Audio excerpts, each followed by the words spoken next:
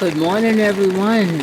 It's just after 6 o'clock this morning on Thanksgiving, and I'm so thankful that the Lord has sent us an abundance of rain. It's been raining all night. It'll pour down heavy for a while, and then it will be a nice steady rain, and then it will pour down again like it is now, and I just love it.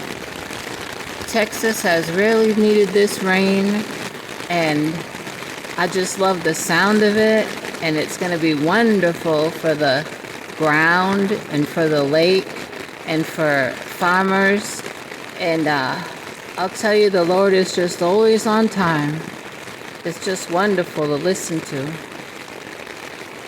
Look at that rain come down.